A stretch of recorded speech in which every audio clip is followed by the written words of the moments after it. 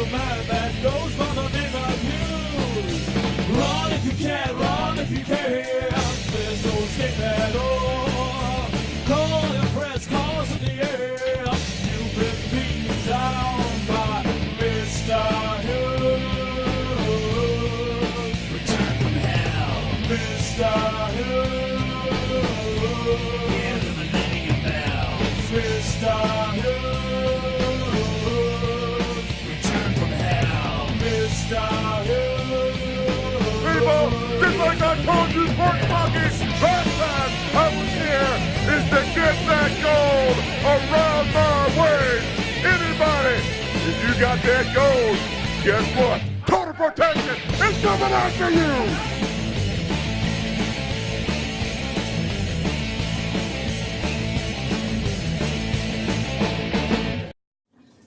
Hello, wrestling fans. Total Protection, Mr. Hughes here, letting you know we're going to be starting a Total Protection Mr. Hughes podcast, letting you people know all the stories, all the road trip stories, all the student stories, a variety of things that you probably would like to know about Total Protection in his private life and on the wrestling, in the wrestling business and on the road. And of course, I'll be having some different guests on the show. Some of my former students will be on the show with me.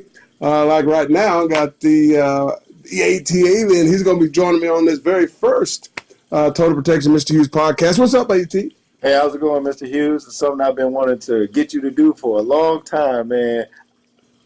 Well, you know, I've been wanting to do it too. I just didn't know about which way to go about doing it, but you know, God is good. So, you know, finally, you finally came to me and said, hey, let's do this thing. And because I was like, my God, I don't even know how to do a podcast. I hear a lot of them. I do a lot of them with other people, but I actually hadn't did one myself because I do have a lot to talk about pertaining to professional wrestling, because that's what I do. Over 30 years of professional wrestling and train thousands and thousands of young men and women on how to become good professional wrestlers. There's a lot of young men and women in professional wrestling that I've trained that's making a living, folks. And that's going to be one of the subjects that I'm going to be talking about as the weeks go by, is about trying to find a good trainer and what you should do if you want to be a professional wrestler, and what you should look for in a person that is going to train you, because there's a lot of crooks out there, and all they do is take your money, and you'll never be in a professional wrestling ring or perform in front of people. So we're going to get to that one a little later, but let's just jump right in this thing, AT, man. I just got a story on my mind right off the top of my head. I got to tell the people. It's about, you know, because I've been training young men and women, like I said, for over 17, 18 years. And a lot of them come from all over the country, all over the planet, all over the world, let's say, wanting, Mr. Hughes to train them. And sometimes when they come to this country, they might need somewhere to stay. And, of course, in my big castle, I provide some people with some lodging. And one particular story I want to start off saying. Hold on, Mr. Hughes. How about we take it back to the beginning before, because like people need to know, like before you was, training people, you was in the industry, you know what I'm saying? So correct. I wasn't, like I said, sometimes I get a little ahead of myself, and it's an exciting story. We're going to come back to it later. But, yeah, you do have a point there. I need to tell the folks who Mr. Hughes is and what Mr. Hughes came from and what all he'd been doing before he got professional wrestling. I'm writing a book, folks, and, of course, all that's going to be in the book. I don't want to put the book on this podcast, so I want you guys to purchase one. So I'll just give you little bits and tad pieces of some of the stuff that you're going to be reading in the book. I started my career, before I even started my career in wrestling, I was a young fella wanting to be a professional wrestler. My dad used to watch it growing up. My brothers and sisters used to go with him to Memorial Hall in Kansas City, and we used to watch it on Thursday. And Thursday night came on at 8 o'clock on Channel 41 in Kansas City. And that's when I first got bit by the professional wrestling bug, when I was a little bitty fella. And let me tell you, that bug's been floating in my body for years and years and years. Got into sports in 6th grade, and then got into junior high school, and decided to be a football player, a wrestler, and a trackster. So I threw the shot put and disc in junior high school. I ran track, and I played football, and I did some amateur wrestling in junior high school, and then, of course, went on up to high school and did the same thing. And then eventually went to Kansas State University, where I played football. I was a nose guard. I weighed about 390 back then. I was an All-American. I was a bad SOB. It was Big 8 back then, so the people used to really double team and triple team me because I used to clog it up in the middle pretty good. And then right at my junior year in college, I went ahead and bought my gear because I knew this is what I wanted to do. I didn't want to play professional football. I wanted to be a professional wrestler because I got bit early, like I said, by that wrestling bug. And at the time, I was getting recruited, highly recruited by all the schools in the country. K-State was one of them, Oklahoma, Nebraska, Iowa State, Arizona State. I can go on and on and on, but all these schools was interested in Mr. Hughes. And I went to a visit one time. I had to get 5 visits. I went to a visit to Kansas State. They were playing Oklahoma at the time, and Steve Dr. Death Williams was a football player at Oklahoma at the time, and he was a professional wrestler. Now, at this whole time, my mind was going 100 miles an hour because I was like, well, wait a minute. He's going to be up there from Oklahoma. He's a professional wrestler. I can go talk to him and get some information on how to get in the wrestling business. And so I went to K-State on my visit. I saw Oklahoma in the other end zone down there, stretching, getting ready to play K-State. I said, ooh, there's Steve Dr. Death Williams over in the other end zone. So I moseyed on down because the very next week I was going to Oklahoma for a visit. But anyway, I went to the end zone, had a little, hey, how you doing, Steve, man? I'm Curtis, man. I'm a recruit, blah, blah, blah. I'm supposed to be going up to Oklahoma next week for a visit. But I just want to talk to you about the professional wrestling business. I'm interested in becoming a wrestler.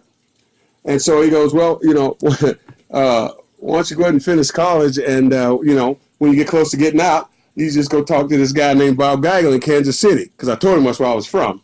I didn't mention that earlier. Anyway, long story short, I finished up college, bought my gear before I even got in the ring, because this is what I wanted to do. And I called, I got to Kansas City, found the number for Bob Geigel, called him up. He already knew who I was because I was on TV all the time because I was an athlete. And said, yeah, my name's Curtis Hughes. I want to be a professional wrestler. And he goes, oh, I know who you are. I see you on TV. You're a great athlete, blase, blase. I'd be glad to train you. And next thing you know, here we are today, talking 32 years later, talking about my wrestling career. And so, folks, I'll tell you, with that said, like I said, I've been joined by one of my former trainees, the ATLien. AT, man, what's cracking, man? It's going good, Mr. Hughes. It's nice to hear, being on the road with you time and time again, you taking me and hearing all these stories, finally getting to share the world with you. So after you got picked up, well, how did the wrestling process start after you started training? After I started training, well, first of all, it was kind of weird the way I first started. Once I got back from college, it was weird. I guess, see, back when I came into the wrestling business, it was totally different from the way it is now. It was a lot harder to get in the business, okay? Now, back then, they really kind of, what you call censored you. They wanted to make sure if you really wanted to be a wrestler, or you was just trying to get information so you can get the inside on the business. Well, when I first went to my first training session, they hooked me up with this guy called Steve Estes in Kansas City, and I got in contact with Steve Estes now, and I was talking to him, and he goes, "Yeah, meet me in St. Joe." come to his house in St. Joe. So I went to his house in St. Joe, and I was told my mom, I said, oh, I got to go do my first training session today, and I'm so excited, blah, blah, blah.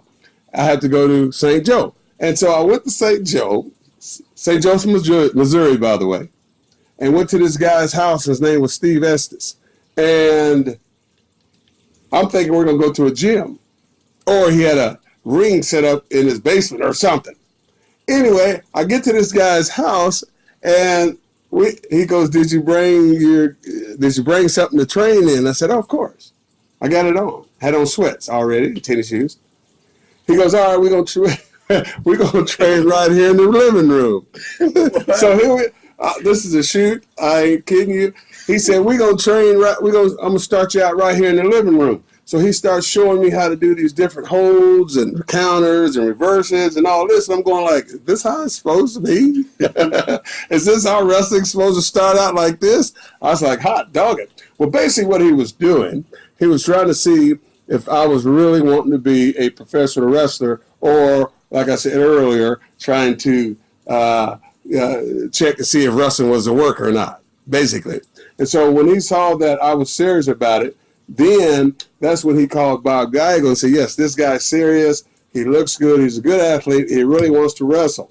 That's when they told me to meet him at Memorial Hall in Kansas City, Kansas, where I used to go watch Harley Race, Bulldog Bob Brown, Andre the Giant, Terry Funk, Dory Funk. I mean, I can go on and on and on and on and on and on, where all these old-time stars that I grew up watching was in the same building where I was going to start my training in the professional wrestling business. And let me tell you, it was an awesome, awesome, awesome thing. It didn't take me long because I used to practice like when I was in college on the turf with different guys. I used to practice different things. So by the time I came to start training, it was pretty easy for me to do things like drop kicks. And he just, Bob Geigel and Sonny Myers, they're the ones that trained me. They pretty much had to show me how to do these things, which was the backdrops and the punches and the kicks and all the different things that I teach my students how to do. And that's why they're pretty daggum good, because I took all the knowledge that I had and passed it along to them. And that's why there's 4 or 5 of them in WWE right now, and some in all the major companies out there right now. So that's how I got my start in the game of professional wrestling. And let me tell you, it took me a long, long way. I've been all over this planet 3 times. I wrestled with some of the major stars in the game. And, Vince McMahon, he trusted in me, gave me a serious push. And I tell you what, of course, Dusty Rhodes as well. He gave me a push and helped me out. I came in as Big Cat, Curtis Hughes from Kansas City, Central States, and then went to AWA. And then that's when WCW come a-calling. They saw something in me that they didn't see in too many other big guys that moved around. And so, I was a real true athlete. And, Jim Ross used to say, hey, this guy's a good athlete. He's going to be a great wrestler. And here we are, And so all that knowledge I got from all these years, I pass it on to people like I said, Odell the ATLien and all these other young people that are out there right now. That's wonderful. Because I remember like this one time we had went on the road and you was telling us that this is going back to your football days, that you had a choice that you was either going to play football or you missed out on, they was winning like the Orange Bowl or something like that. Oh yeah, of course, yeah. Yeah, when I was getting recruited, I was recruited by all these major schools.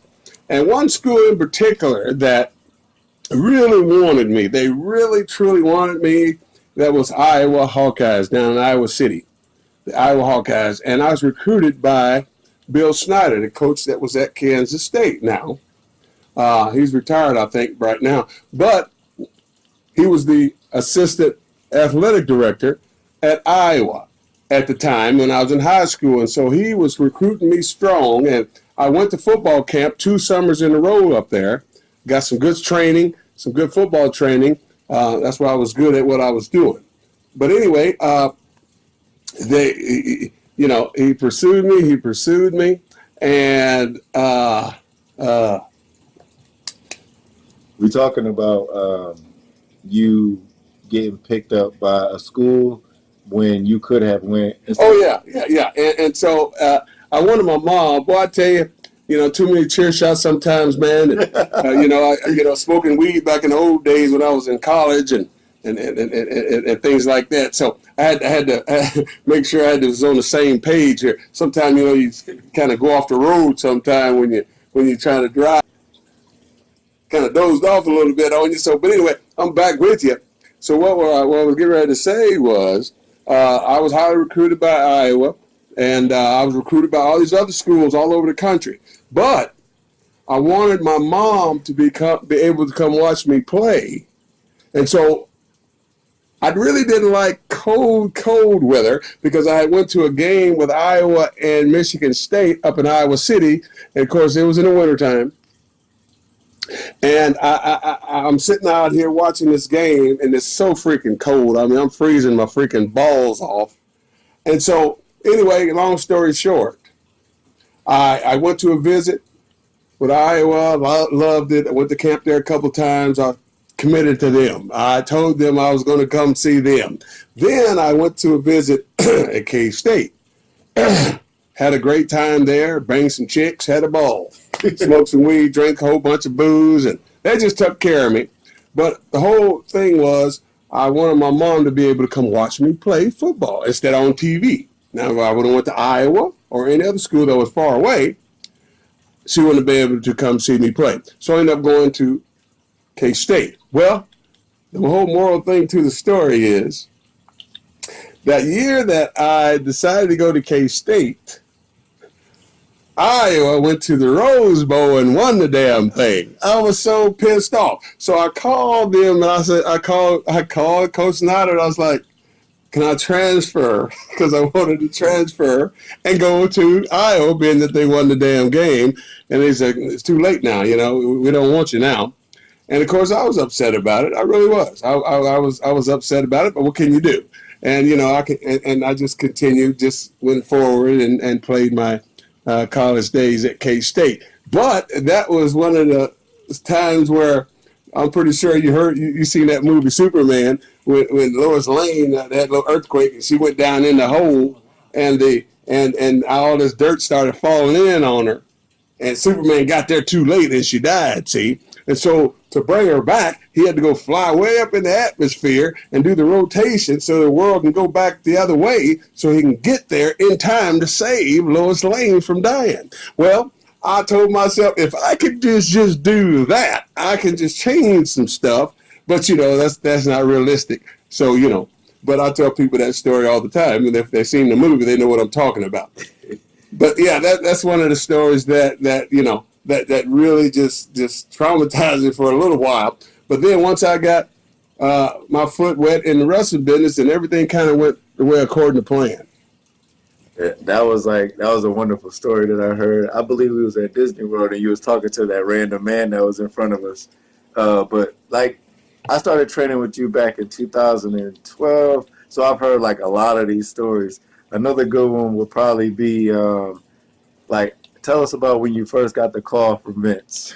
When I first got the call from Vince, well, a few times. First of all, when I was in WCW, I don't know if people know my history with WCW. When I first came here, because I'm going to tell you about it. When I first came to Atlanta, I got the call from Jody Hamilton. Jody called me. Matter of fact, he called my cousin because he couldn't reach me, so he called my cousin TC. And I was going over to my girlfriend's house, and I seen a note on the door. It said, "Hey, WCW called you. They want you to call the office. Jody Hamilton wants you to call the office, WCW office." I was like, "What the hell is this? Is this a rib or something?" I thought TC, he was one of my buddies. I thought he was playing a rib on me.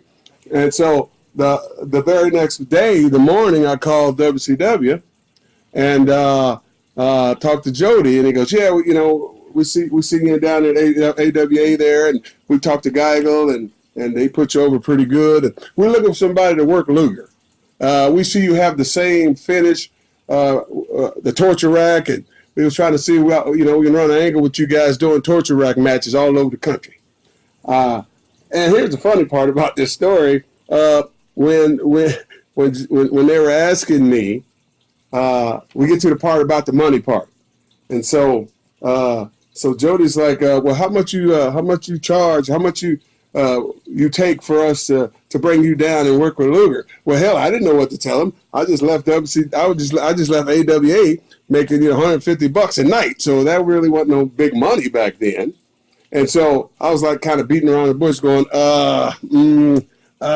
well, waiting for him to tell me a price so I can see if it's good or not. So finally he tells me a price, and I was like, all right, because I ain't going to tell you how much it was. But he says, oh, okay, I'll go with that. I'll go with that. And of course, it was a night, too, now. It was, that's how much we got paid a night. I'm not going to tell you how much it was, but it was damn good.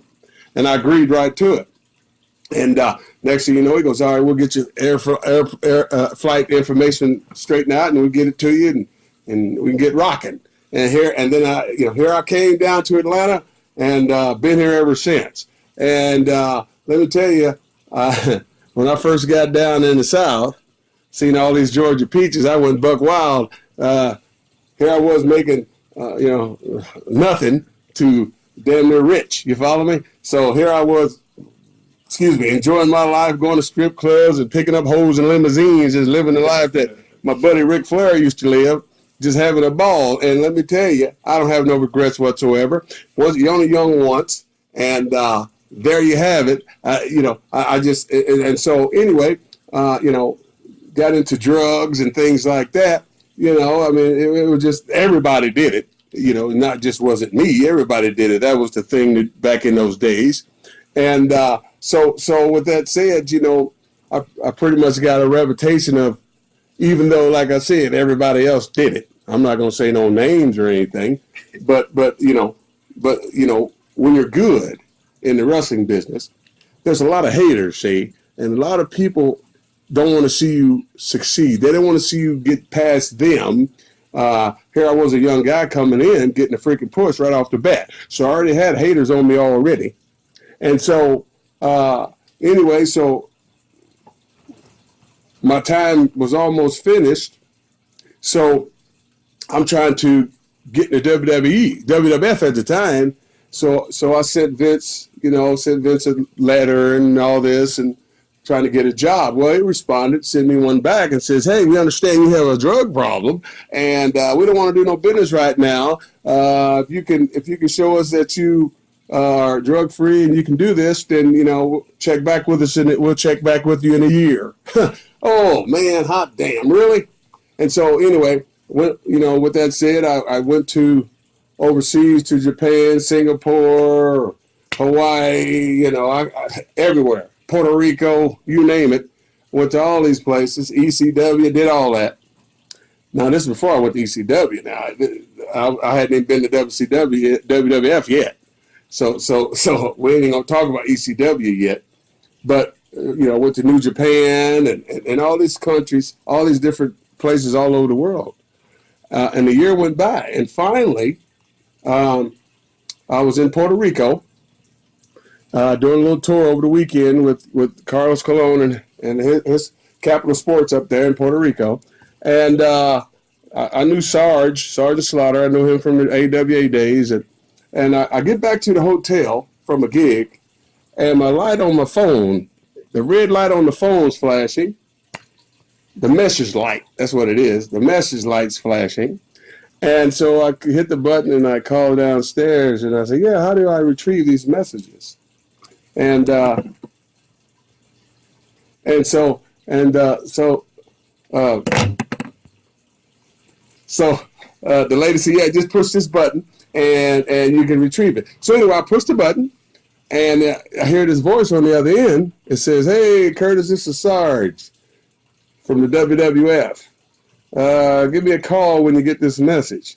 I was like, I looked at the phone. I'm going like, what is this, a rib or what? Who the hell ribbing me? But it was a 203 number, so I knew it wasn't a total rib. So anyway, I called him right back. He goes, hey, how you doing, Curtis? Yeah, what's up, Sarge? Hey, he goes, what are you up to? I say, I'm in Puerto Rico right now, working, doing some, doing a weekend gig with Carlos Colon down here. Got me working with Abdullah and him, bleeding every day somewhere. And so he goes, Vince wants to take a look at you. We're going to be in Augusta, Georgia on such a date. You available? He goes, how long are you going to be down in Puerto Rico? I said, well, I'm leaving in the morning. This tour is over. This is the last show this is the last gig for the night. Then I'm going home in the morning. He goes, all right. I need you to come to Augusta on such a date and bring your gear with you. Vince want to take a look at you. Oh, yeah, okay, no problem. You better believe it. I'll be there. Hung up the phone, boy, and I'll tell you what. Me and the Lord had a long conversation, and I think the people next door thought I was killing somebody because I was screaming my balls off so loud. And so, anyway, long story short, I ended up going home, and the day came when I finally went to Augusta, and I go in to the arena. This is the first time I ever been at a WWF show, sold out, by the way. My butthole's puckering like crazy because I'm nervous as I don't know what. Okay, and so finally I get there. J Dillon is the head agent in charge. So he's the one I went to first. Hey, JJ, how you doing? I'm here. Sarge called me, told me to come here. Blah blah blah. He goes, yep. Vince is in there. Go on in there. He wants to talk to you. So I went in, talked to Vince, and I'll tell you what. Let me tell you something, folks. If you never met Vince McMahon in person and shook his hand, then it's like meeting Donald Trump. I mean, it's a feeling you just can't describe until you meet the guy. Okay. Vince was real good to me, and I tell you what, I was there 3 different times. He loved my character. He loved the way I worked. But of course, you got the goons around, the ones that, the stooges they call them, tell on you because they want you to get their spot. You know what I'm saying? It's like when I went to WWF, I got the freaking ultimate spot with the Undertaker. I don't think too many people was happy with that spot because they lost that spot because everybody had to get my hand raised. Everybody, all the stars, period. Didn't matter who you was, you had to get my hand raised. And so some guys did not want to do that, you see. But Vince had enough confidence in me and gave me that ball with the Undertaker, and I ran with it. Simple as that. That sounds like a lot. So you just touched on when you first got to WWE, meeting Vince McMahon, but even more importantly to me, you just said that you was working with the Undertaker? Yes, sir. That's what they brought me in. What happened with that is, let me explain real quick so you people can understand how the game works in professional wrestling. Okay, say for example, ATLien, say you are the Undertaker, okay? Right. And here I am, this young kid coming in, this young black kid coming in, Mr. Hughes. And everybody's in line to wrestle you. Everybody's in line to wrestle you. Okay, so whoever's in line to wrestle you, if it don't work out, they just say, okay, next. All right, next guy gets up. See how that works out. Okay, no, that didn't work out. Next. And so they'll keep bringing the guys up and up to see who works out, see who can draw some money. Well, here I came in from way in the back. They took me from way in the back of all these line of guys, and Vince took me from way back yonder and put me way up in the front of everybody. It said, you're going to have an angle with The Undertaker, and you're going to take his urn and leave him and Paul Bearer laying out on nationwide television. The whole world's going to see it. I said, say excuse me? Say that one more again. And, of course, he said it again. And sure enough, that's what I went out. Because he at the time, The Undertaker he had an angle with Elegante at the time. And from what I saw, that angle was not getting over at all. So they had to squash that angle and stick him with somebody else. Who could they stick this man with? I could bump real good. I can fly and bump real good. I could do drop kicks. I did everything that they wanted a man to do with the Undertaker. Okay? Even though every night we would have casket matches all over the country, all over the world. I knew he was going to get his hand raised. But before he did do all that, he did let me beat the hell out of him real good. Before you know, and we made it look good where, you know, I'm beating the hell out of him, throwing him against the stairs and the guardrail and the poles and all that. And finally throw him in the casket. And it looks like it's almost over. So here I am. I go up to grab the lid to close the lid. And then all of a sudden, now remember now, this is 20,000-seater house of people. And the place is just totally sold out. There's not an empty seat in the joint. And so here I'm beating the hell out the Undertaker. I go to throw him in the box, the casket, for other words. And I go put my hand on top of the lid to close the lid. And he comes up and grabs my goozy pipe. Throat for some of you slow people. And the house, I mean, if you would have heard the roar of that crowd when his hand come out that freaking box and put his hand around my goozy pipe and he sits up, the place just went crazy wild. I'm going like, holy mother pearl. I mean, I almost got a boner. It was so damn loud in there. And I'll tell you what, he throws me back in. He does the sabada, gives me the freaking big boot, tombstones me, put the cross on my hands there, and rolls me in the box and closed the lid. Now, here's the funny part. Guys played a rib on me one night, the very first night. We had that casket match. He gives me the tombstone, 1, 2, 3, rolls me in the box, closed the lid. They push the lid to the back. As it's going to the back, all the fans are hitting on the damn thing, and I'm sitting there tripping because I didn't want. It was a real casket. I'm freaking out in the box. I didn't really want to do it. I mean, I know it's a casket. It ain't going to hurt you. But I was just leery because it was a real casket. So anyway, the rib was they locked the damn thing. So when they pushed me all the way to the back and just left me sitting there in the back. I'm sitting there trying to push the lid up, but the lid won't open. Now I'm starting to hyperventilate because I'm freaking out because I'm in the casket and I'm locked in there. I don't know what's going to happen. But finally, Harvey Whippleman, my manager, finally opens it up, and there's nobody around, just him. And I'm going like, who in the hell played this rib on me? And after that night, I made sure that lock was not on that no more. I had the prop guys, hey, could you come with me a second? I was like, could you make sure that this lock don't lock when they close it? Because last night they locked the damn thing, and I couldn't get out. So finally, the guy went over there and took the freaking hinge off where it clicks on when you close it. I don't know if nobody ever been in no casket, but they lock, so you can't get out. That's why they lock them, so dead people can't get out. That make a lot of sense, don't it? And so he fixed it to where I can get out every night. But that was the highlight of my career when I first went to WWF, and I got a chance to work with Bret Hart, I mean, Kurt Hennig, just tons and tons of stars, man. And even in WCW, I got to work with a lot of great people. And so, going back to what I was saying about, being we're going to get to the training part in a minute, but that's where all that's going to come into play. If you've never been to the top and you ain't never been nowhere in professional wrestling, how can you call yourself a trainer, period? I mean, that's right, Hughes. So something that you're mostly known for, that you talk about a lot, that you love to talk about is, I know multiple people have done it, okay? Brett, we talk about the Undertaker still. Multiple people have done it now, but you are the very first person to have taken the urn. Is that right?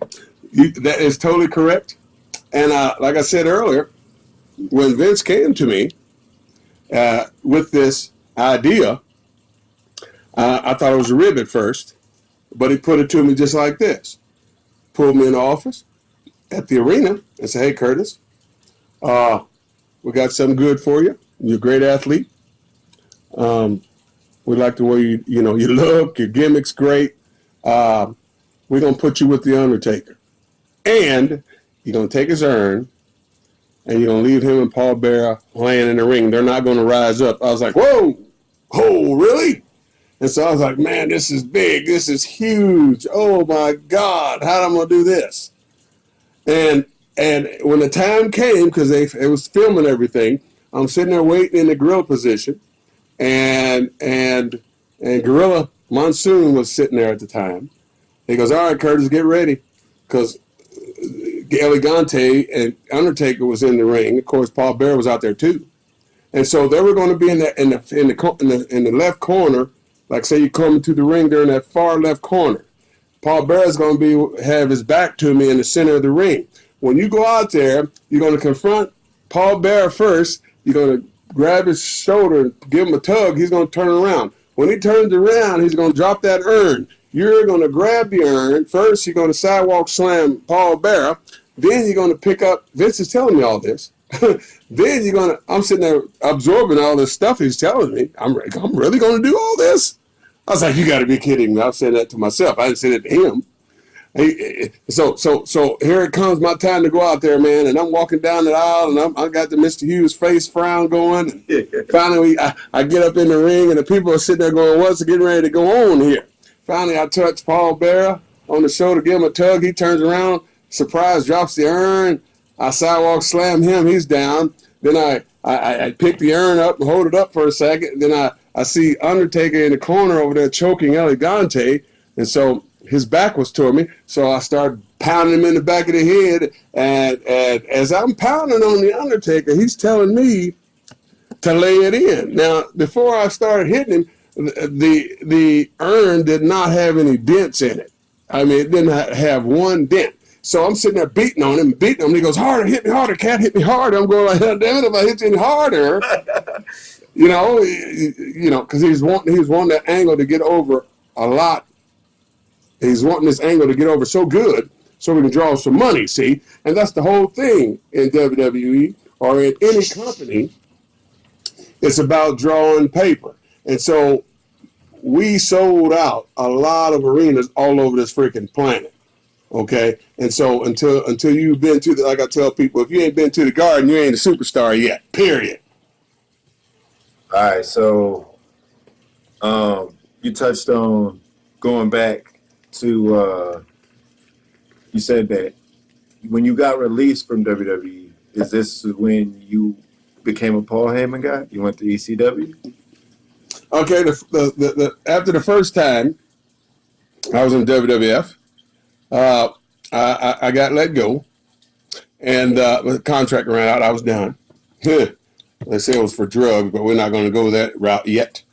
So anyway, I left, and I'm doing shows all over the world, and I get a call from Paul Lee, dangerously. Out of the blue, he calls me up. Hey, what's up, Curtis? What's up, Cat? Because all the other guys I knew that know me from the WCW days, they all call me Big Cat, which was my wrestling name back then. And of course, most of them still call me that today. The ones that knew me from WCW. And so, you know, Paulie calls me and he goes, hey, what's up, Cat? I say, hey, what's up, Paulie? What's cracking? He goes, yeah, man, you're one of the first stars I wanted to call. I'm putting this company together. It's called Eastern Championship Wrestling. That was the name of it at first. And so I said, yeah, I'm interested. And we talked about some money. We got the money thing straightened out. And next thing you know, he goes, it's going to be in Philly. We're going to be at the Summer Arena in Philadelphia. Today they call it the ECW, old ECW Arena now. And so anyway, we started, you know, I flew on up there and we started doing TV tapings. Now, the very first TV tape we did at ECW was at an old abandoned, looked like an old abandoned high school. And most of the guys in the company at that time were pretty much, you know, still learning the business. You know, like Taz and Tommy Dreamer and the Dudley Boys, people like that. They were still in the process of learning how to be a professional wrestler at the time. So when I came in there, they were nobodies yet. So Paul Lee was pretty much trying to build off the other names that already had a name, so he can build up the young guys coming up. And so he gave me a push, no doubt. I got a good push. I had some good matches with different people up there. But then he was wanting me to put guys over. Put guys over that was no names and on TV, and I refused to do it that way. He wanted me to put over some people like on TV, like Mikey Whipwreck. He wanted me to put Mikey over. I have nothing against Mike. He's a good guy, good friend. But at the time, these guys were nobodies yet. So I had to protect my career. I just got off the television with Undertaker, so I had to take care of my career. I came from the old school of training, and my teacher always told me you got to protect yourself in the business. I wasn't stupid, and so when he wanted me to do a Taz finish, because Taz used to throw you any kind of way. He didn't give a damn. He just throw you any kind of way on the back of your head, and I was already 300-something pounds. If I break my neck, party's over for me. Who's going to tote me around and wipe my butt? You know what I'm saying? So we sat in the back of the ECW arena, me and Taz, trying to figure out a finish that he can do to me so he can try to get over. And I refuse to do this bell to the back he does, where he just throw you, I think it's a bell to the belly or something like that. He just throw you any kind of way and hope you land right. And I refuse to do that. And so I guess when people say, well, Mr. Hughes, he sometimes he don't want to work right. I go, no, that ain't the case. I ain't no damn fool. I'm not gonna let you throw me on my back of my neck and I'll be crippled for the rest of my days. You are an individual. You are an independent contractor. You do have a mouth, so you can say yes or no. You ain't just gonna let some person try to get over on you so he can go on up the ladder and you go on and sit home in the front of a television and somebody feeds you through a spoon. I'd be doggone if I was gonna let that happen. So finally, we come up with a finish. And the finish was, I gave him, I said, I'll give you a power slam. I'll let you power slam me. He wasn't happy, but I let him do the power slam. I gave him the 1, 2, 3. I kicked out. As soon as the ref hit his hand on the mat and rolled out, got it, and walked out of there. And that was the end of that damn match. Paulie wasn't happy about it, but I had to protect my career. I did not want to go out like that. These guys were nobodies yet. They just started being on television. That's why Paulie was bringing all these names in. So these guys, these stars that was wrestling these new guys can get over and build the company up. And I was not going to do that. But in the meantime, I did have a good run with ECW. And so after I left ECW, I went on, did the overseas stuff again all over the world. And then finally, I went over to New Japan for a little while, and then went back and forth to Puerto Rico, and then I sent WWE another package. That's how you do business. You got to put a package together and send them. Yeah. So going into like what you said, something very important was protecting your character. Speaking of like protecting your character, before you was Total Protection Mr. Hughes, you was the Millennium Man? Well, I was the Millennium Man. Okay, so everybody understands what we're talking about here. I was Big Cat. I was Curtis the Cat in ECW in Central States in Kansas City when I first started. Went to AWA. I was Curtis the Cat Hughes in AWA. Went to WCW. I was Big Cat in WCW. Then when I went to WWF. Before I went to WWF, in WCW, Dusty Rhodes came in and got the book. Ole was the booker first. Then Ole's contract was running out, so Dusty was going to take over the book. When Dusty took over the book, he came to me and said, hey, Cat. He always called me LT. He goes, hey, LT. He said, I look like Lawrence Taylor. Everybody says that. I look better than Lawrence Taylor. But he says, I think I got a better gimmick for you. I think it'll help your career. I was like, I'm going like, whatever, brother. You tell me what you want me to do. You're the boss. He goes, Big, you seen Big Bubba Rogers, right? I said, yeah, Big Bubba.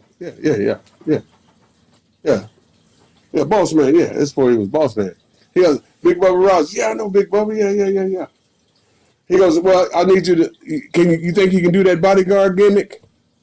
Oh, I was like, oh man, but that was the easiest freaking gig I ever got. So what I did, I had some old tapes back in the day, World Championship Wrestling, and Big Bubba was on them as the bodyguard, and I was watching how he went to the ring, how he did his thing. So I'm sitting there watching. I said, I can't be the same guy because I don't want these people to get confused and thinking they're watching the same person. And so I was like, okay, so when he goes to the ring, he takes off his hat, he takes off his shades, he takes off his tie sometimes, and he takes off everything. And I was like, if I'm supposed to be this big bad SOB bodyguard, I shouldn't have to take off nothing but my hat and my jacket. I said, I got to figure out a way to leave the shades on. That was the key here. I was like, okay, so to get this gimmick over, I said, I got to figure out a way to leave the shades on. So I went to the sports store and I bought this sports strap. You put on glasses, right? So I tried those. Every time I take a big backdrop, they fly off. I was like, doggone it, these ain't going to work. And I used to wear electrical tape on my hands. And electrical tape stretch, see? And so I was like, well, hell, wait a minute now. Let me try this electrical tape. So I rigged them up and put electrical tape on them. And went in and had some matches and took some big bumps and they didn't fall off. And I was like, boom, that was the key to keeping those glasses on. Now, I had, you know, sometime I had gloves on. First of all, I had street shoes on until I got them converted into the bottom soles to working soles. But I still got those boots today. But yeah, the bodyguard gimmick is what Dusty gave me to start off the Mr. Hughes character. That's how all that came into play. The Mr. Hughes character came up, and I just put my own twist to everything, figured out a way to leave the shades on. Nobody has did that since. I haven't seen nobody wrestling shades on since. Nobody ever has wrestled in shades. They tried, but they couldn't do it. And people used to say, how do you see with those shades on? Because I used to sweat like a hog, and they get foggy as hell. I remember on my car, I used to put defogger on my windshield wiper, on my windshield, see? To keep, so, you know, in the morning time, you know, you get the dew on the window and it's all foggy, and you got to wait till the car defrost gets it off. And so I bought some defrost. So I said, let me try, I had some in the trunk. I said, let me try some of this stuff on my glasses, see if it works. So I brought a little bit and put on my glasses on the inside and the outside, went in the ring, tried it, and it worked. They didn't fog up anymore. And so that was the key of how the Mr. Hughes character came into play. Dusty Rhodes gave me that one. So that's very revolutionary. You finding a way to keep glasses on during a match. Right. You find a way to stop them from being fogged up in a match. Exactly. All right. That's what I'm talking about. So when WWE brought you back, you was with Triple H first? Yeah, I was with Triple H. The second time I came back, they put me with Triple H, and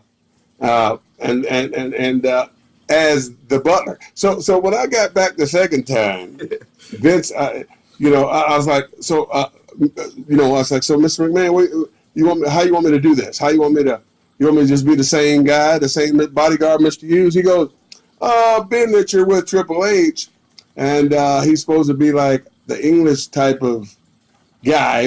I don't know exactly how you put it, but you're going to be like his butler / bodyguard. He goes, you think you can get a hanky or something?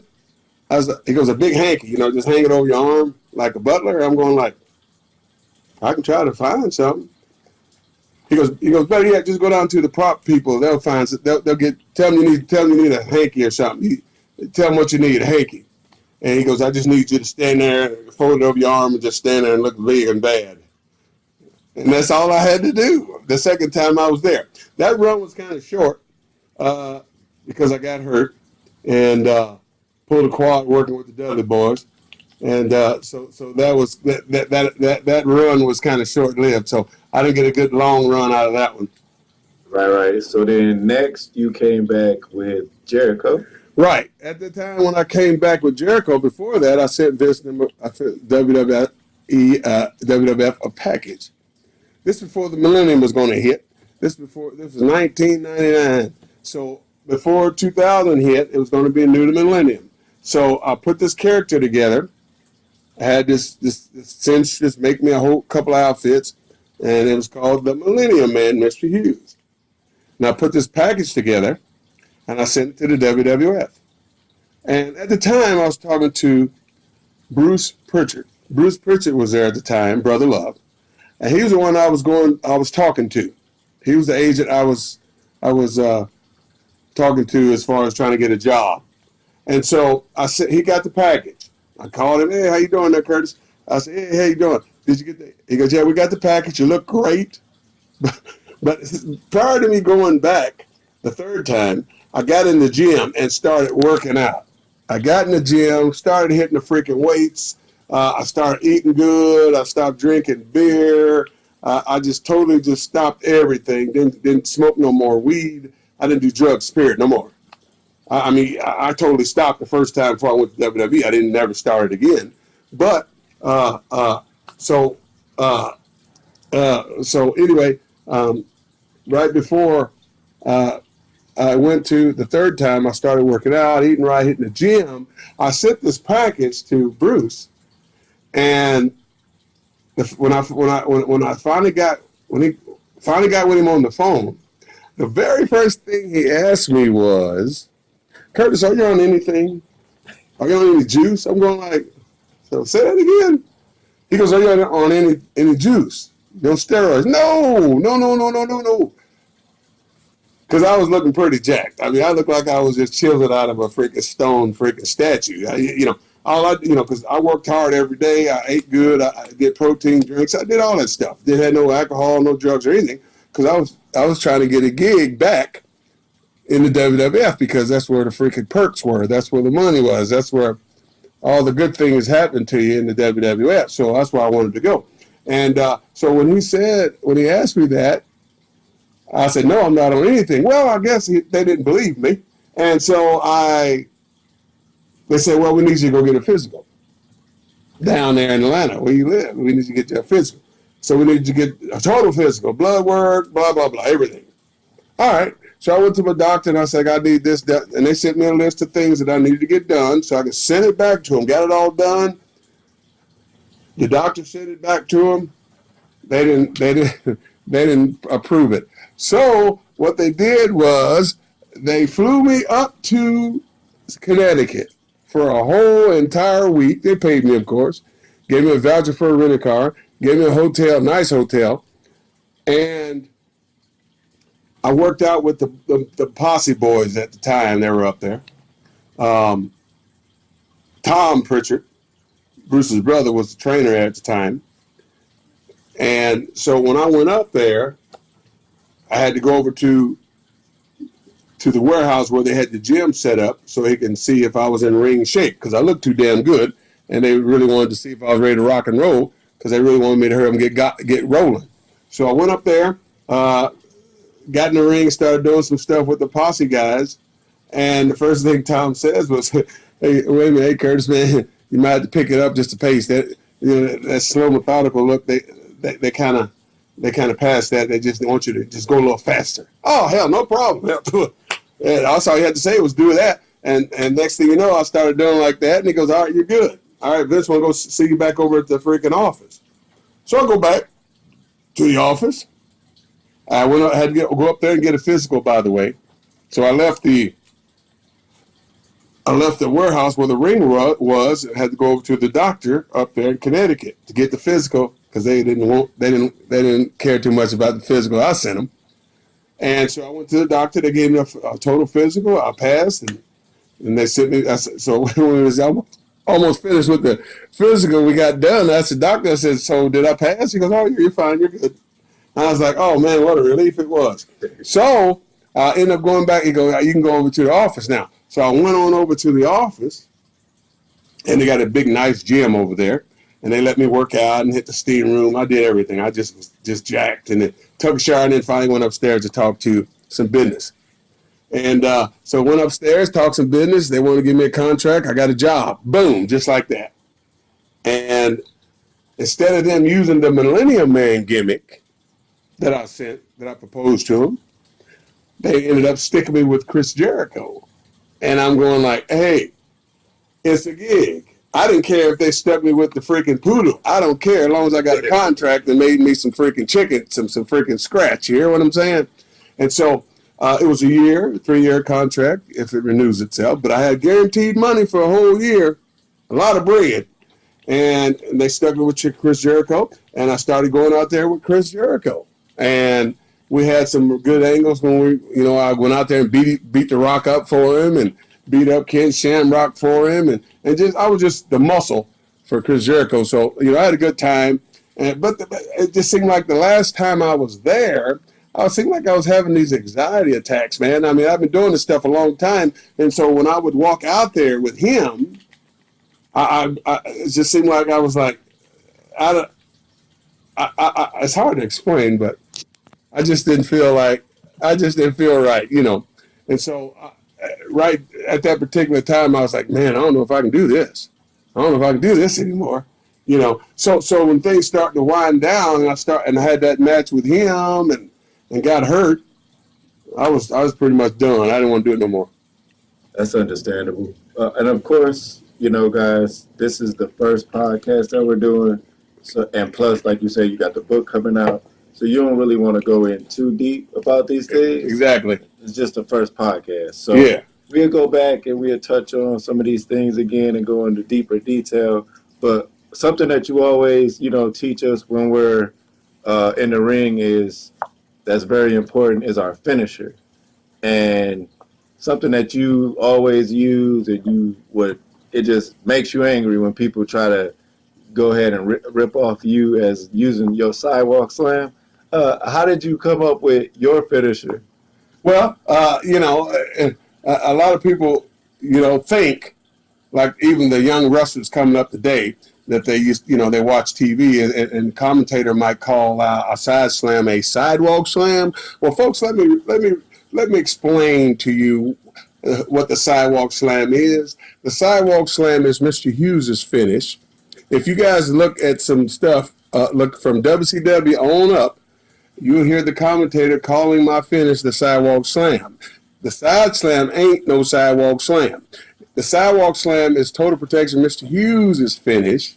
And so when I hear young guys in the back, these young freaking punks in the back that don't know how to show respect to the veterans, that the ones that paved the way for them to be able to do this stuff. Okay, you young people out there, you better learn how to respect the wrestlers, because some of you cats cannot wrestle, period. And half of you think you're good, but you stink. Most of you do. You stink like garbage. But I ain't gonna go down that road right now. Okay, and so the finish that I came up with, I was looking at Big Bubba's finish. He catch a guy, but he swing you around and slam you down. I said, I can't do that the same way he does it. I had to come up with my own unique way of doing my finish, because I came up with the name. Once I came up with the way to do it, that's when me and Harvey came together, and I was like, man, I'm trying to figure out what's the name I can call my finish. And Harvey was like, well, hell, you're from the hood, right? Why don't you just call it Sidewalk Slam? And that's how I got this name of this gimmick, the finish name. Me and Harvey Whitman was in the back. We was riding down the highway one day going to a show, and I was trying to figure out a name, because I just started getting on television. That's why on some of my earlier matches, they didn't quite call it that yet, because Vince asked me, what's your name of your finish? The commentators would ask, what's the name of your finish? And I'd say Sidewalk Slam. And so when I would cut a promo in the back on a face-to-face or something like that with me and Harvey, I would say you're going down with the Sidewalk Slam, just letting the people know that my finish is the Sidewalk Slam. And so that's how I got the Sidewalk Slam. That's how I came up with it. That's very interesting. All right, so I know you're itching to get into talking about training, because I know you love it. But I got to ask you one more thing, okay? What is your favorite match that you've done, that you've participated in? My favorite match that I can be honest with you, my most favorite match was with Kurt Hennig. Now, Undertaker was the match that put me on the map. But my favorite match was working with Kurt Hennig. Kurt Hennig was so freaking easy. Lord rest his soul, as well as Brad Armstrong. Brad was he was amazing, man. That freaking guy would make you look like $1 million, same as freaking Kurt Hennig. Those guys, you say my favorite match. Well, I had a lot of matches, thousands, but my favorite person to have wrestled, there's a couple though. There's a couple. And I wrestled a lot of good ones too. But, like I said, Kurt Hennig, Bret Hart, I loved working with him. Man, I tell you, I can go on and on, man. There's just so many, but the main one was Kurt Hennig. All right. And I'm sorry, I know we're trying to get to the training part, but the last thing, because you keep saying like things that are so important that I hear, promos. Your promos is another thing that you're very well known for because of the intensity that you put into it.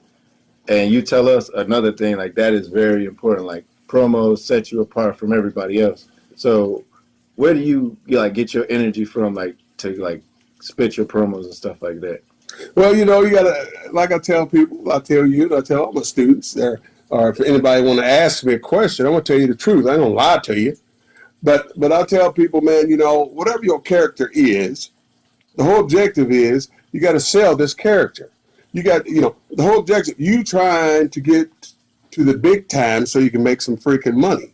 Okay, so if you don't know how to talk, that's why when I was training people, yourself and others, thousands of others, I was the one in the mess with you. I was the one holding the mic. I'm the one telling you how to talk, how to say it, work on it. See, showing guys how to do promos. Because if you can't talk, that's why some guys get thrown a manager because they can't cut a promo. See, and you wonder, man, that guy, and then the guy might cut a promo. What do you need a manager for? Just like myself. Even though I cut promos, they still stuck a manager with me, a white manager. So it was between Slick, Bobby Heenan, or a few other managers, but they ended up sticking with Harvey Whippleman, which no big deal. I had nothing against Harvey, but we had a lot of fun together. But the whole thing is cutting a promo is really important. You have to get that character over. That's how you get the character over when you get in front of that mic on that television, telling people how. Basically, a promo is how you explain to people what kind of character you are. And if you can't do that, you're not going to get over, period, with the fans. Period. I kind of got the... But, Right? Yep.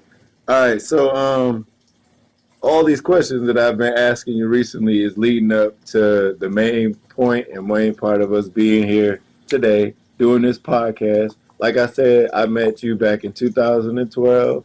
And it's been awesome ever since. So before I met you, you was already a trainer.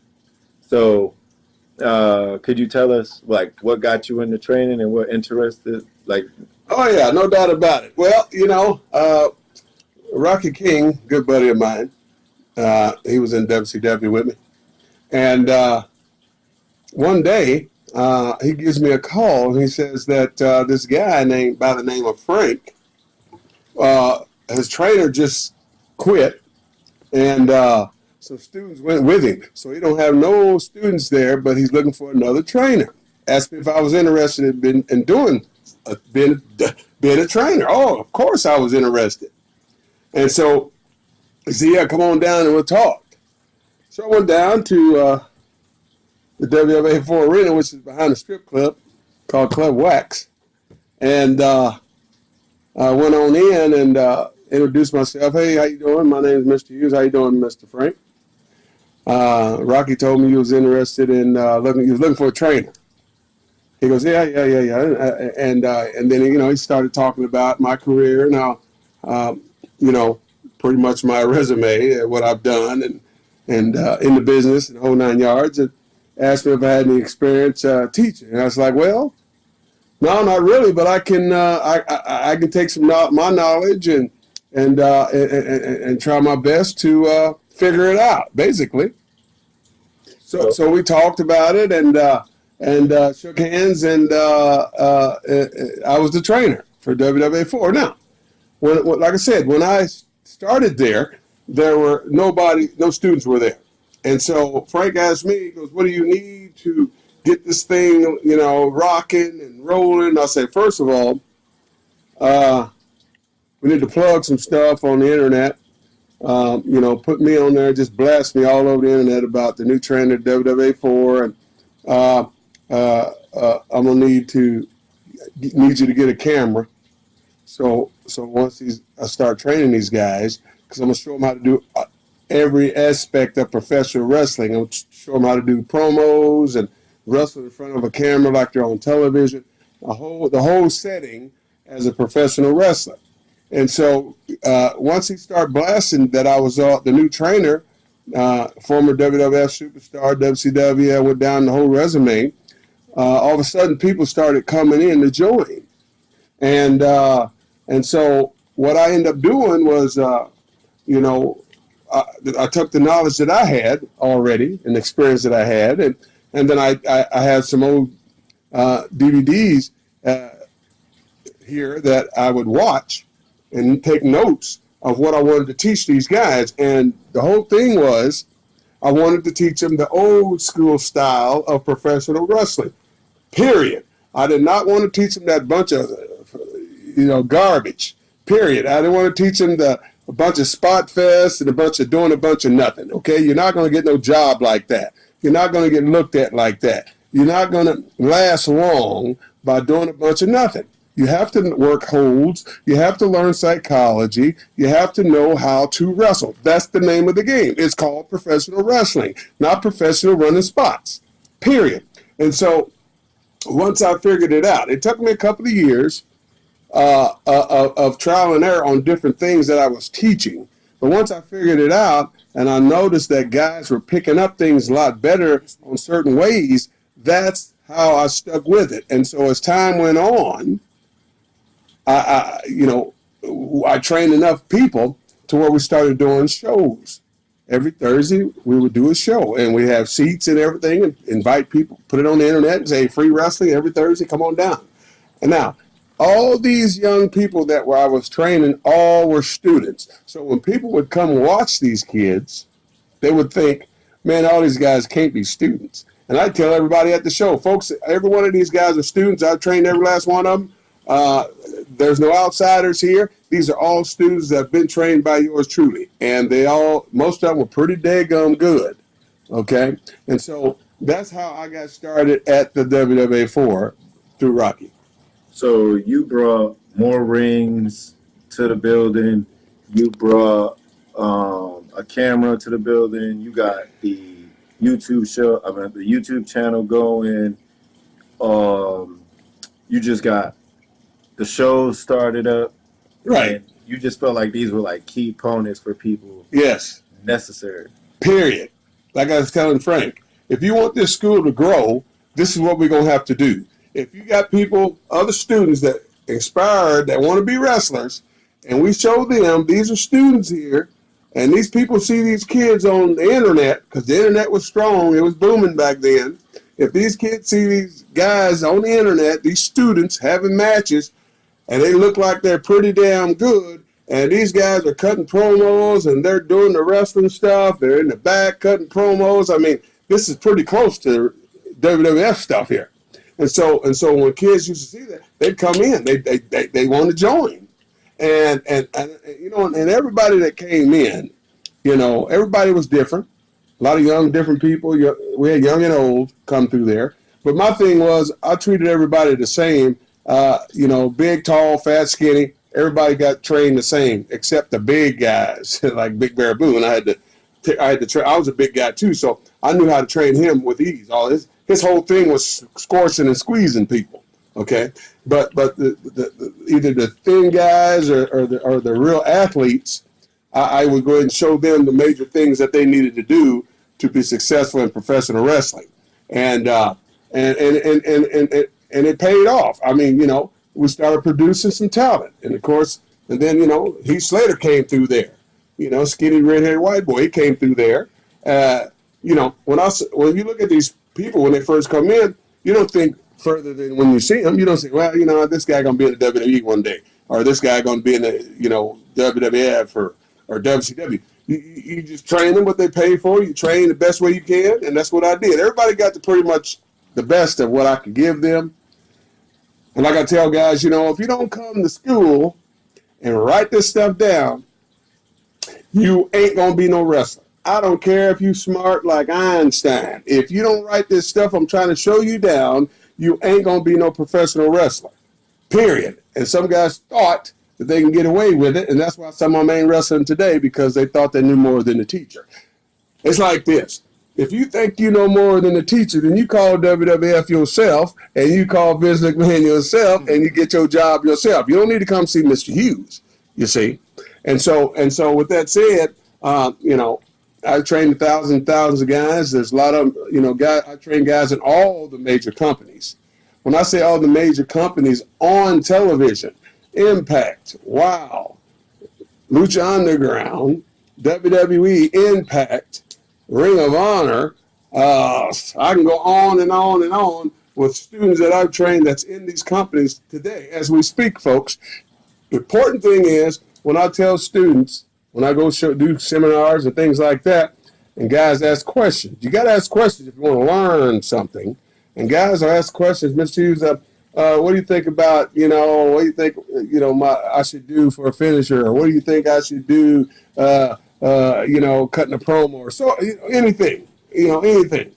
Or they say, hey, Mr. Hughes, could you watch my match? Okay, all right, I'll go watch your match. Oh, I've watched many matches for 30 seconds and go sit back down.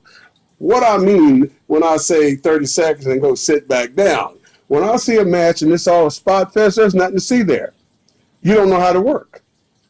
Period. Like I tell my students, professional wrestling is pretty simple. You got the good guy and the bad guy. You got good versus evil.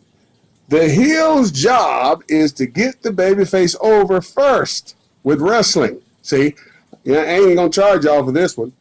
It's real simple. If you do it that way, then people will follow the babyface like you want. They will hate the heel and love the babyface. When the time is right and you feel that you got that babyface over just enough, then that's when you start cheating. See? And some wrestlers don't know because they haven't been trained how to do that stuff. Okay? To be a good professional wrestler, you got to be trained by somebody really good, and I'm one of them. So I hold the WWE for near and dear to my heart, as sure as you do. So before I came to WWE for, and I was doing my searching, and all the wrestling schools that I found, they were so expensive. Frank came up with that. He came up with that price, and I asked Frank. I was like, "So Frank, why you come up with that price?" He goes, "Well, so we can get people in here." And the whole thing was to get people in the school. That's why he said $990. Like you said earlier, everybody had $1,000 here and a couple of grand, $3,000. Some guys with big names had these $4,000 schools, and they're never there. You'd be a fool to go to some place where a guy's going to charge you $5,000 and he ain't the one training you. That's dumb if you're going to give your money to him, you see. And so that's the reason why Frank had it at $990. Because guys could come from wherever they were coming from. They could have the $1,000 for the training, and then he had the hotel down the street. You can get pay for that, and you had money left over to survive. And on top of that, he already knew that I was sincere about training these guys. I wasn't just going to be just a guy in there just taking people's money. Because at first that's what he was talking about at first, and I was like, "Whoa, Frank! Now wait a minute now. If you want me to put my stamp on this thing, I'm going to train these guys. I'm going to train these guys to go somewhere." And so I put my heart and soul into teaching people how to be good professional wrestlers so they can make a freaking living instead of tearing their bodies up and then look back 20 years and say, "Man, you know what, Mr. Hughes didn't teach me a daggum thing. I didn't make a dime to save my life." See? And that's the reason why Frank charged people less than everybody else. So once we did started getting students come in there, we had packed house because people was learning, see, and people were going on to better their careers on up the ladder, see. You know, yeah, Heath, and then you had Heath go to WWE, then you had Deshaun Bishop, Navy Blue, he went down to NXT, you know, and then further on down the line, then you had Moose, he's joined TNA, then you had Kara Hogan, she joined TNA, then you had Antoine Brewer, DA, the fireman, he's down at NXT, Sam Shaw, he's down at NXT, you got Jonathan Gresham, he's in Ring of Honor, you got, you know, SP Ghost and Chad Skywalker, they had a shot at Ring of Honor, did great there. They're down at Booker T. They do Booker T in reality of wrestling. So these guys, all these people I'm throwing at you, they're having a great career because what? They got trained correctly. They came to the right school. They didn't get their money taken from them. They got taught what they got paid. Got what they paid, period. Exactly. So like I said, it was like a very family feel. And even though the website told me that you only had 3 years, you can always come back, no matter what. So, but you naming all those people that you've trained so far. Let me give you a couple names, because we only got like 15 minutes left. Let me give you a couple names, and you, like, talk about how they trained, if they trained real easy, they took to it quick, and then once they got going, your relationship between, like, you guys. So let's start with your big name that people probably don't know that, you know, you train. Let's start with Heath Slater. Yeah. What about Heath Slater? Heath Slater, he came in. He's a good kid, man. He came in from West Virginia. His mom brought him in. I remember when they first came in, they drove down, had this white Mustang, I believe, and he wanted to be a professional wrestler. And when he came in, you know, he talked to Frank, and he talked to me, and they paid Frank the money. And back then, Frank had this house called the Wrestler House. And, you know, guys stayed in the wrestlers stayed in there. They had bunk beds in the rooms, but it was a big house, and guys stayed in the house. And I can remember going over there, and I can remember those guys a lot of them didn't have money. And so I can remember they eating peanut butter and jelly sandwiches, tuna out of the can. I mean, it was a hard time. And so when I see Heath, when he made it, okay, when I seen him finally make it, I was like, man, you know, we talked about it a few times too, since he's been there. He's been in WWE going 13 years. So he's having a great run. And so, you know, when he first came in there, I didn't think twice that he would, you know, I don't look at everybody, you know, thinking, hey, they're not going to make it. If you, like I tell guys, if you do it like I show you, and you come in here and you work hard and you write everything down, you have a shot. See? And so back then, Heath and them, they had the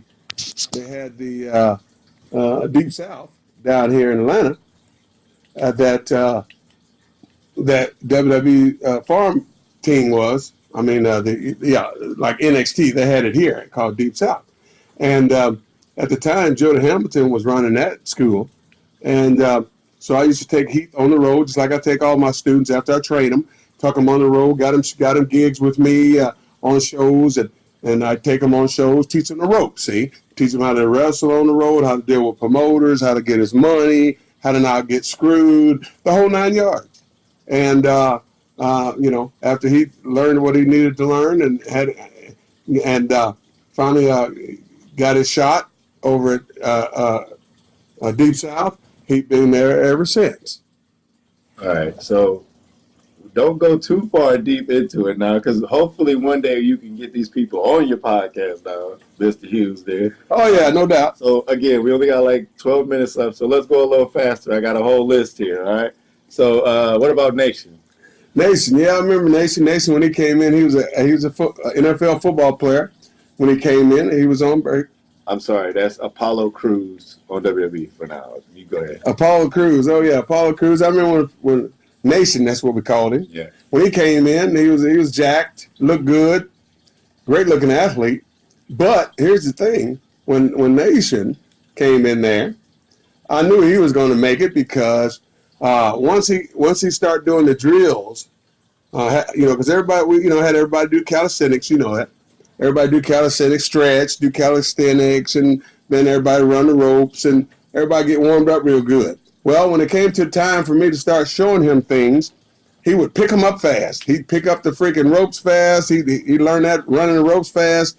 He would lock up good. I mean, drop kicking was easy for that kid, man. I mean, he was really, really easy to train. All right, you touched on him just a second ago, Navy Blue. Navy was a big guy. He was athletic.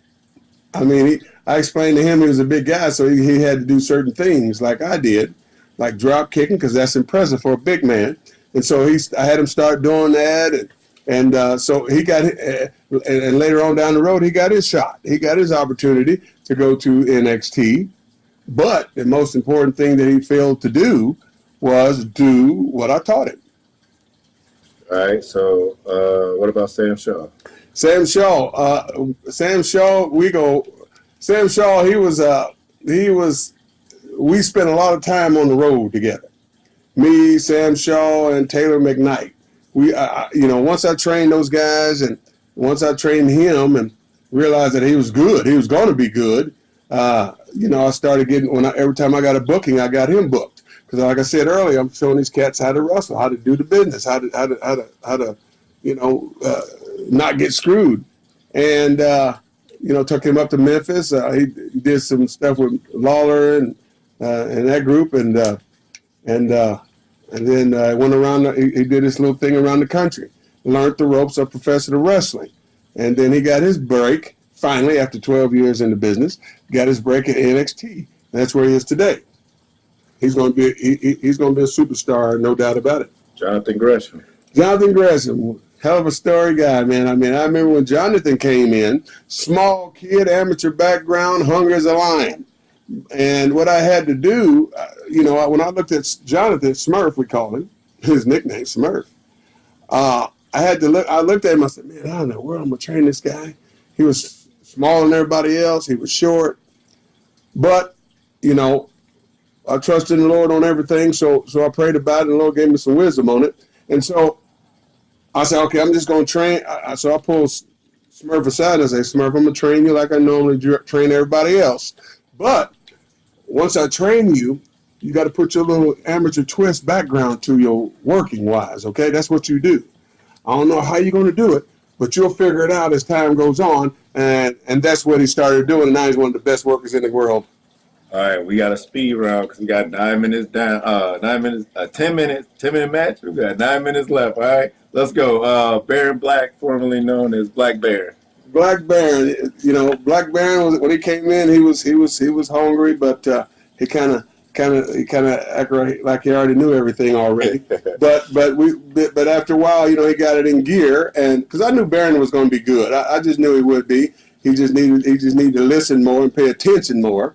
And once he did that, then he was okay. I see a bright future for him. So not only did you train us in the ring, you also trained us. Not in the ring, but just as wrestlers. You taught us interviewing. You taught us refereeing. So Fireman, as we know, Brewer today, and he is a referee currently in WWE, but he started as a wrestler. So Yes, tell us about Fireman. Fireman, when he came in, he's from Thompson, Georgia. When he came in, he wanted to be a wrestler. And I trained him as a wrestler. But everybody that came in started as a referee. Like after I trained you, I had you refereeing matches. Anybody that I trained, I had, hey man, I need you to ref this match. That's how you learn. You got to learn how. That's how guys became good workers, because you have to know the whole aspect of the wrestling game, from being a wrestler to a referee to a commentator to announcing, all that stuff. You don't know where you're going to fall in at. You don't know where you're going to make it at in the business. That's why I teach guys everything.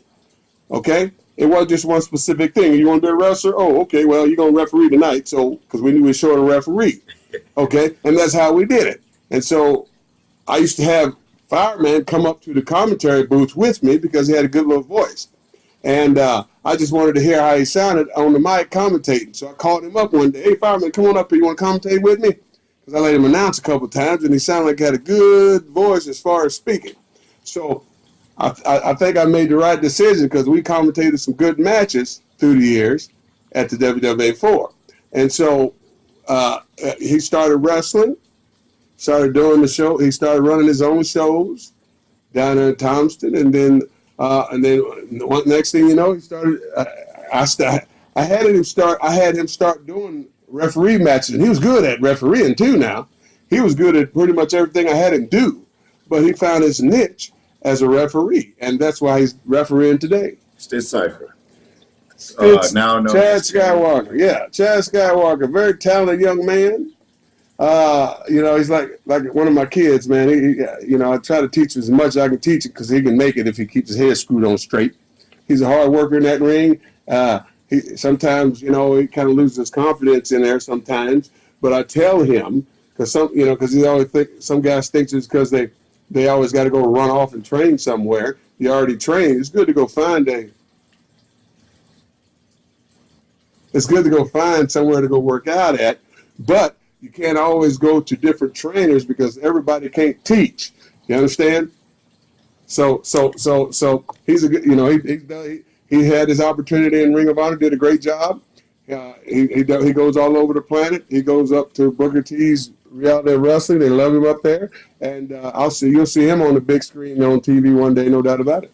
So was Stitch one of your youngest students? Because he came in real young. He came in real young. I remember he used to come to the school and hang out. He was a weird looking guy.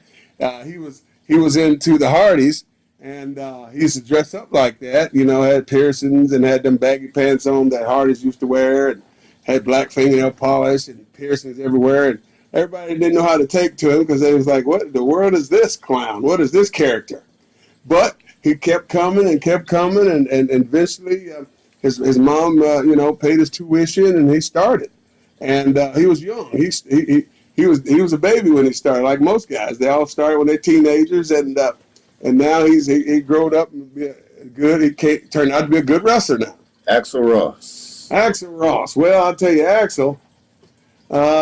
He has a lot of talent, man. But sometimes he don't know what ship to get on, and if he just listens and trust. See, the whole thing about this business is trust. If you don't trust the person that taught you this stuff, and you keep jumping from ship to ship, you ain't gonna learn anything because everybody don't have your back. I don't give a damn how they treat you. The trainer is the one that taught you the stuff. He's the one that cares about you. He's the one that cares about your future in the business. You can't just jump from people to people and think somebody else is going to help your career. It don't work like that. And so I'll be trying to tell these young guys this, and sometimes some of them learn the hard way. All right. With that said, somebody that's been here from the beginning that has never left you ever, me. What about the ATLien? Well, the ATLien, hungry as the lion there. Sometimes he gets a little beside himself on some things, but very, very talented individual. He helped me a lot as far as some of the young people that would come in. I'd have him. See, some guys you have to trust. I trusted certain people like yourself to take other new people in another ring, and I say, show them this, and this. When you get done, bring them back. And so that's what you did. And so you were one of the favorites. All right, we're going to do 3 more. Owen Knight, very talented young man. Just like yourself, I trust him with the young people, showing them the way I showed him. Like I said, take this guy over here and show him this, and this. And I don't have to worry about anything. You're going to do it. He's going to do it, like I said. And plus, he's a great, great worker. Owen Knight is one of the guys that I would use for a 5-minute match with the students that are ready to graduate to do shows. And he understood what I was looking for. And most of the time, when guys wrestled him, they passed. So what did you mean by 5-minute matches? When we used to train at the WWA 4, once Mr. Hughes felt that we was good enough, he had put us in there with the top echelon, which was Fox was the main guy you had to pass before you got to the 5-minute match. Then I was doing then Axel was doing the 5-minute matches. Axel Ross. then I was doing the 5-minute matches, and finally Owen Knight. So Right. not only did you, because I just named a bunch of guys, but you train women as well. So tell us about Kiera Hogan. Kiera Hogan, she came in. She was short, fiery young thing. She was beautiful, and she was hungry. But just like I tell all the guys when girls come in, do not treat them like toilet paper. Train them just like they are the guys, so they can get the true feeling of how it feels to get kicked and stomped and punched in a ring. Don't treat them like the toilet paper because they won't get the whole true feeling of it. Kiera was hungry. She was very good, and that's why she's doing well today. Moose, he, like I said earlier, he came in. He was a NFL football player. He wanted to get into the wrestling business. He knew who to call. He came in, saw Mr. Hughes, paid his money. Now, when he came in, he started out. I mean, the guy. See, the whole difference between that for Moose is he used to being taught because he was on the football team. So he's used to being trained and taught how to do stuff. So when he got in that ring, it was easy for me to train him because he's used to being taught. And so he came in, he learned real fast. He was there for about 6 months. Then he had to take another break because he went back to the NFL. Then he finished the NFL, came back, finished his wrestling training, and about within 8-9 months, he was already wrestling. SP the Ghost? SP the Ghost, very talented young man, hungry as a lion. I have a lot of faith in that kid because he's come a long way, man. And he had his opportunity in Ring of Honor as well. He goes up to Reality of Wrestling. He does a lot of shows all over the country. I see some great, bright things happening for him. All right, and the last one, AR Fox. AR Fox, man, I'll tell you, one of my favorites.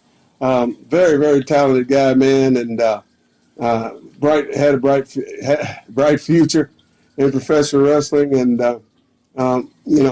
everybody looked up to him. He was hungry. Coming in from Connecticut, I already knew he was going to be good once he got in that ring because he used to do things that were amazing. I mean, I just sit around and just think about stuff he could try just to see if he can do it. Like I'd say, I call it Amp. Hey, Amp, you think you can run over and dive, do a swanton over the turnbuckle onto the floor on somebody? He goes, oh, yeah, I can do that, Mr. Hughes. He'd do it, and I'd be like, all right, we're going to do this drill today. Everybody looking at me like I'm crazy. Like, we can't, everybody can't. Well, a few people did. Everybody tried it, but, I knew the big guys couldn't do it. But, AR Fox, he was a great athlete, no doubt. All right, Mr. Hughes. So, with that said, you've been out of training for a while, and we've gone an hour and a half, like you said. So, if you could just let us know, like, what have you been doing so far since you've left training? Well, basically just been doing the wrestling gigs, man, all over the country, all over the world. And I still get calls from people that want me to train them because they know I'm the best trainer in the world. And other than that, just doing shows, doing seminars, doing, wrestling shows and fan fest. And that's about it. So you're still available for bookings? Always available for bookings. You want to book Mr. Hughes? You can go to my Facebook, Total Protection Mr. Hughes, or my other Facebook, Curtis Hughes, or Instagram me at man, I don't even know my Instagram name. My goodness. But we'll get that to you. But you can find me on Facebook, no doubt about it. I think it's the Bodyguard. Yeah, the Bodyguard Hughes. I'm sorry. That's it right there. I'll tell you, all this social media stuff is like remembering your PIN code to your bank card. You know what I'm saying? Two more things before we close shop. I was just wondering about the book that you was talking about. You're coming out with a book? Yep, I'm coming out with a book. It's gonna be a great book, folks. You definitely gonna want to get it. I'm working on it now. We're gonna be done with it probably in another 6 months. But I want to take my time on it because I want it to be a bestseller. It will be a bestseller when it comes out, and I'll let you folks know when it'll be out, folks. No doubt about it. It's called, the title of the book is going to be Return from Hell. Mr. Hughes, Return from Hell.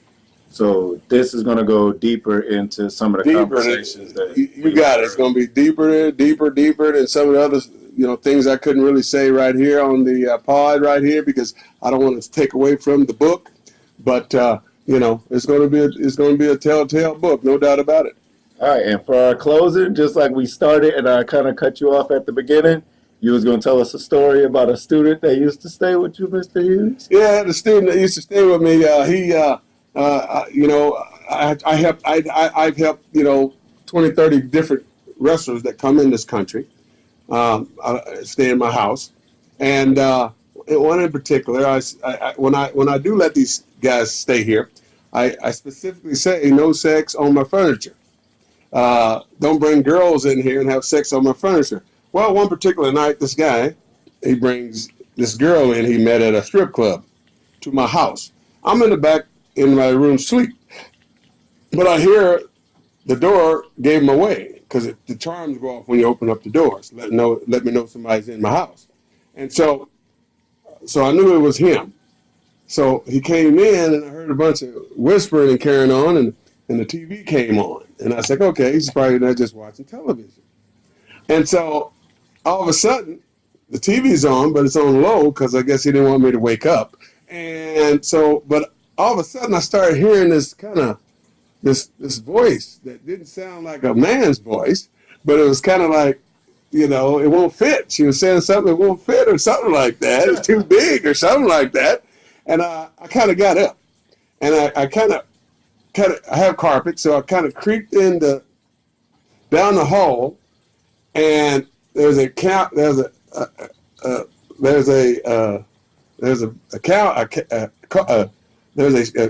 cat, what you call that thing right there? There's a counter. My God, I couldn't even think of a counter. My goodness, there's a counter there, and then you got the sink. And so my couch, I can see some legs, some feet in the air on my couch, and I'm going, what the hell? And I specifically told this kid, do not have sex on my furniture. I just bought this furniture, brand new fabric furniture, beautiful furniture.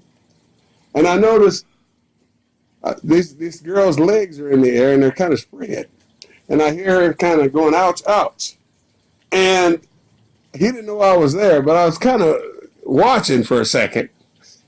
And next thing you know, the party was over, and he sold all my furniture, and I didn't want to ruin his orgasm, so I went on back in the room and waited till they got finished, and then I heard her go in the bathroom.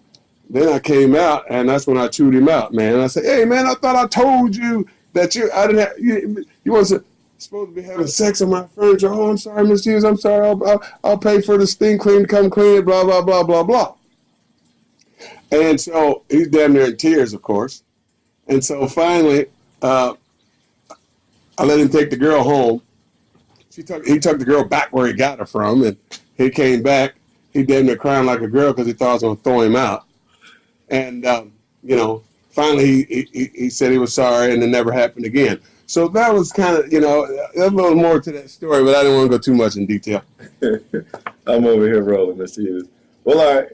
I think we said enough for today, Mr. Hughes, for the first podcast. I think people are going to be willing to tune in. So if you would send us home, if you guys are interested in looking for me, I am the ATLien on all social media platforms. Mr. Hughes, you going to plug yourself? Also, too, folks, don't forget, you can follow Mr. Hughes on YouTube, Total Protection, Mr. Hughes page on YouTube. I got a lot of my videos on there, and of course, it's going to have a lot of other stuff is going to be on there. So follow me on that YouTube channel and like it and subscribe. Appreciate it.